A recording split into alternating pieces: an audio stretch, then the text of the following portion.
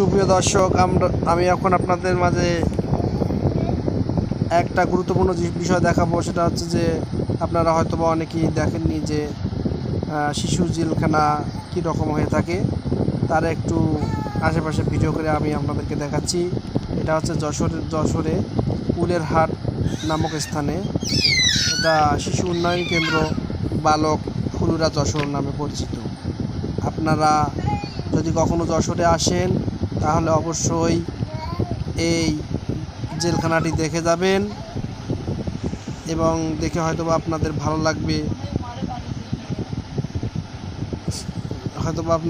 লাগবে, তাই আমি একটু ভিডিও করে আপনাদের মাঝে শেয়ার করতেছি, দেখাচ্ছি। আপনারা একটু দেখেন